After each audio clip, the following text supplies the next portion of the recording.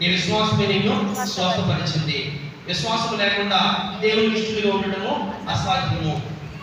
ఎంతకాలం మీతో ఉన్నానో ఇదేనా మీ విశ్వాసం, అపవిశ్వాసులారా అని విశ్వాసం నుంచి ప్రస్తావన తీసుకొచ్చిన ప్రభువు క్రైస్తవులుగా మీతో నాతో సూటిగా మాట్లాడలేదు తెలుసా?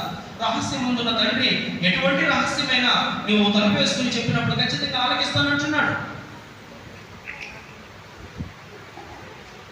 ఇది స్టడీ కాదు, వాక్యంలో బలపడు, వాక్యం నేర్చుకో. వెళ్ళు, సువార్త సభలు జరుగుతున్నాయంటే వాక్యం నేర్చుకో. కానీ మోసపోయేలాగా అద్భుతాల కోసం, కార్యాల కోసం అక్కడికి వెళ్తే జరిగిపోతే అన్న ఉద్దేశంతో వెళ్ళేవా? అదే మాట చెప్తున్నాడు. అన్యజనులకు చెప్పి అన్యజనులని మొదలుపెట్టి సహోదరులారా అని మన గురించి మాట్లాడుతూ, లేదా అక్కడ ఉన్న యూదుల గురించి మాట్లాడుతూ ఆత్మదేవుడి ద్వారా మనకి తెలియజేస్తున్న మాట ఏంటో తెలుసా? మోసపోవద్దు అంటున్నాం. ఎప్పుడు మోసపోతారు అంటే వాక్యం ఏం చెప్తుంది తెలుసా?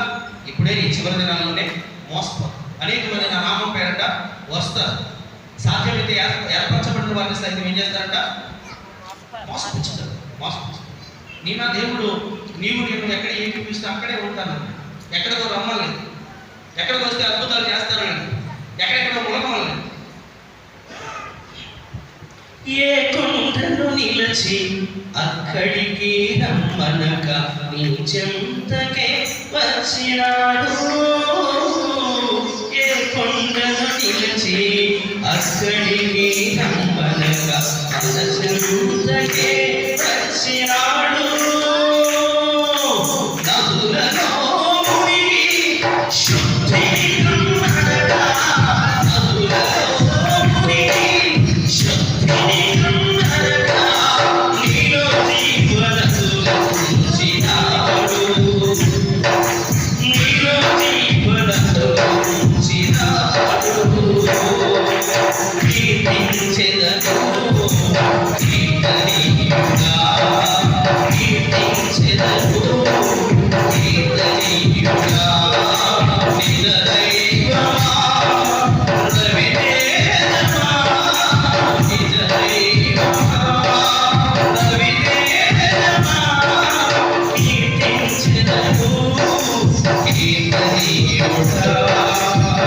దేవునికి స్తోత్రం.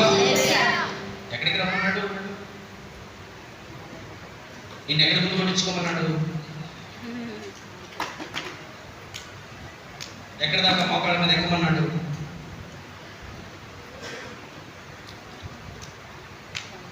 చెప్పండి. ఈ విషయాలు మనం క్రైస్తవులు అనే వారికి, విశ్వాసులు అనే వారికి